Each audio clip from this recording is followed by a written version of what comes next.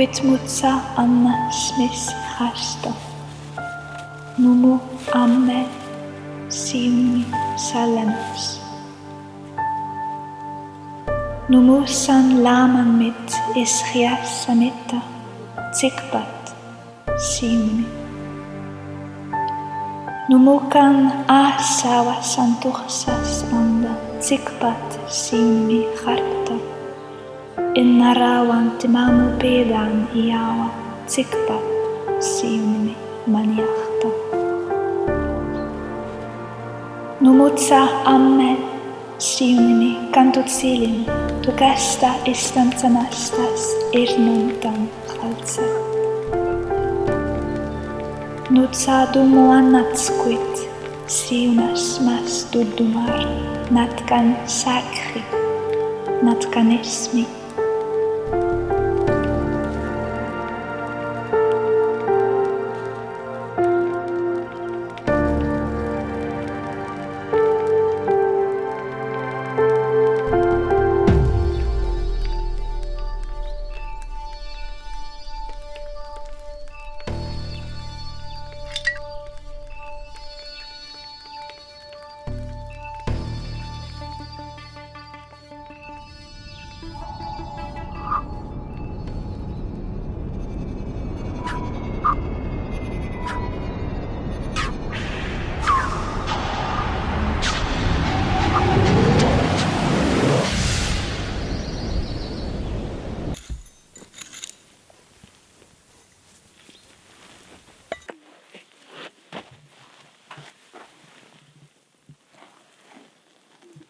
Su getireyim mi?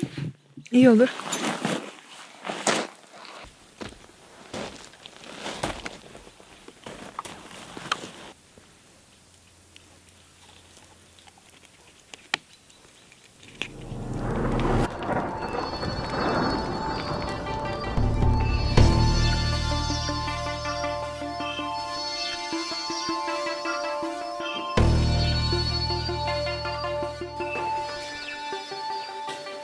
Bir şey buldunuz mu bugün? Bu parçalar var hocam. Bir de bu keramikleri bulduk. Bu ilginçmiş. Tümleniyor mu? Bitince haber vereyim hocam ben size. Tamam oldu. Bitince bir göreyim bunu. Yalnız dikkat edin bir şey olmaz. Tamam.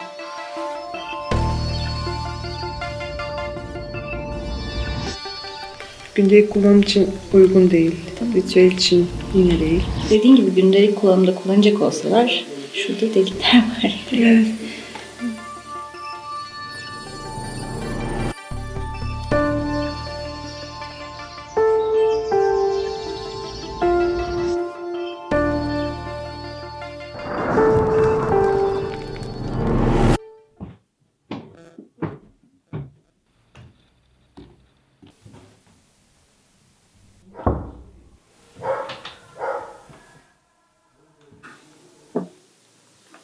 Hocam tamamladık.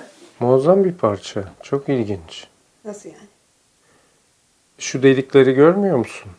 Ayinsel bir anlamı olmuş olmalı.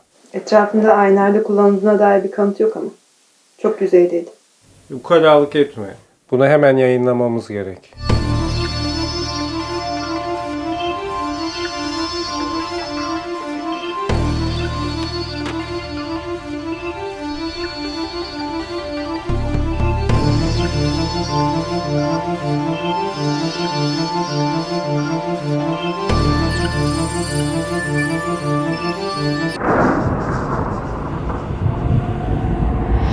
Hoş geldiniz. Siz bir kap görüyorsunuz ama herhangi bir kap değil bu. Bu bütün bugüne kadar bildiklerimizi, ayinler üzerine bildiklerimizi değiştirmiş bir kap. Yani aslında tarihi değiştirecek dersek çok da abartmış olmayız. Bugüne kadar bizim bu topraklardaki ayinler hakkında bildiklerimize çok daha farklı bir açıdan bakmamızı sağlıyor. Dolayısıyla bugüne kadar yazdıklarımızı, çizdiklerimizi, bu konuda söylediklerimizi, tüm yorumlarımızı yeniden gözden geçirmemiz gerekecek.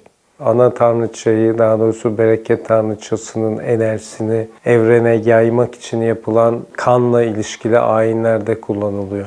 Kase, basit bir kase gibi gözükse de insanların yani o dönemdeki zihniyet hakkında bize çok önemli bir ipucu veriyor.